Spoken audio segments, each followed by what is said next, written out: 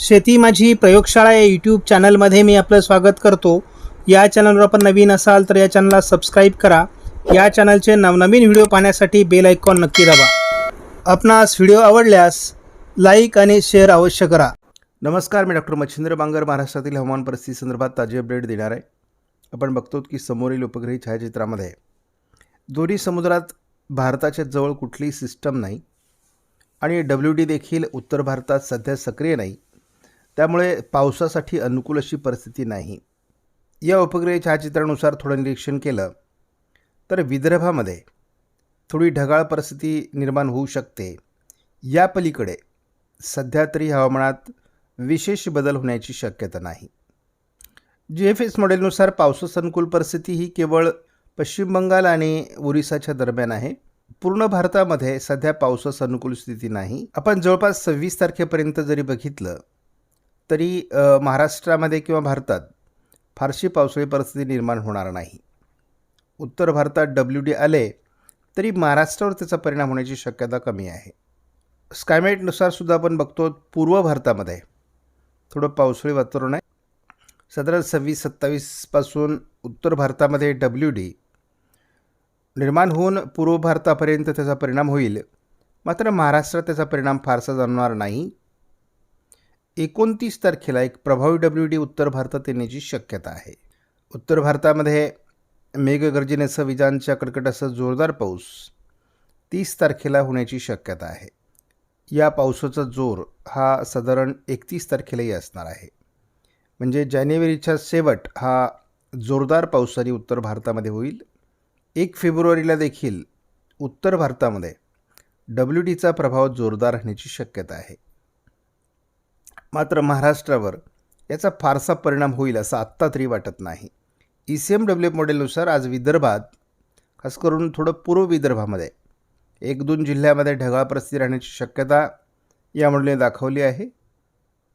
जवळ आपण 24 तारखेपर्यंत जरी अंदाज बघितला तर केवळ ओरिसा, पश्चिम बंगालच्या भागामध्ये, थोडंफार छत्तीसगडमध्ये पावसाचं वातावरण निर्माण होण्याची शक्यता असून विदर्भामध्ये थोडी ढगाळ परिस्थिती राहील। की ECMWFनुसार महाराष्ट्रामध्ये 27 तारखेपर्यंत फारशी पावसाळी परिस्थिती निर्माण होणार नाही।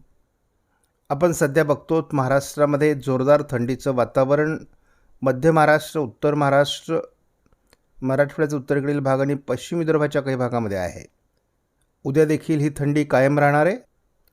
21 तारखेच्या दरम्यान थोडी ढगाळ परिस्थिती महाराष्ट्रात वाढत असल्यामुळे आणि हे ढग पावसाचे नसल्यामुळे थोडी थंडीच्या प्रमाणात घट होण्याची शक्यता आहे।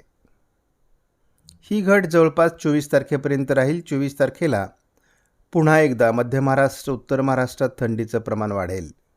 थंडीचं प्रमाण हे साधारण 26 तारखेनंतर कमजोर होण्याची शक्यता आहे। आपण बघतो 26-27ला महाराष्ट्रामध्ये फारशी थंडी जाणवेल असं वाटत नाही।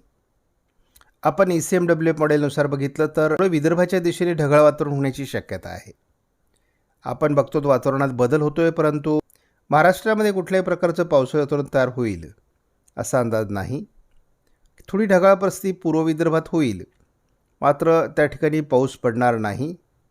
WD देखील विशेष प्रभावी नाहीत, त्यामुळे भारतात सध्या फारसं पावसाळी वातावरण राहणार नाही। थोडं पावसाचं वातावरण ओरिसा, पश्चिम बंगाल, छत्तीसगड, आंध्र प्रदेशच्या काही किनारपट्टी भागामध्ये निर्माण होईल, परंतु त्याचा भारतीय हवामानावर तसा विशेष परिणाम होणार नाही। दोन्ही समुद्रांमध्ये कुठल्याही प्रकारची सिस्टम सध्या कार्यरत नाही, त्यामुळे जवळपास आपण जर बघितलं तर 27 तारखेपर्यंत भारतामध्ये फारसं पावसाळी वातावरण राहणार नाही। या दरम्यान जर काही ढगाळ परिस्थिती निर्माण झाली तर थंडीच्या प्रमाणात चढउतार होतील। 20 तारखेनंतर 1012 हेक्टोपास्कलचा भूभागावरील कमी दाब असणार आहे।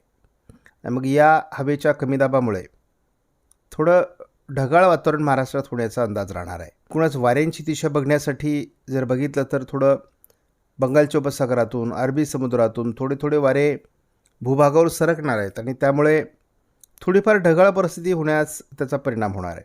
फारसं पावसाळी वातावरण या दरम्यान तयार होण्याची शक्यता नाही, केवळ ढगाळ परिस्थिती राहणार आहे। समोरील मॉडेलमध्ये आपण बघतो ढगाळ परिस्थितीचा अंदाज आपण घेतो। विदर्भामध्ये थोडी ढगाळ परिस्थिती, आज असण्याची शक्यता आहे. पावसाचं वातावरण नाही. उद्या देखील थोडी ढगाळ परिस्थिती विदर्भात राहू शकते.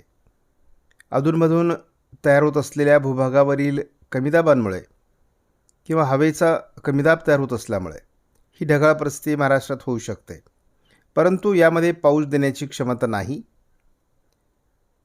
केवळ थंडीच्या प्रमाणात चढउतार होण्यासाठी ही ढगाळ परिस्थिती कारणीभूत ठरणार आहे.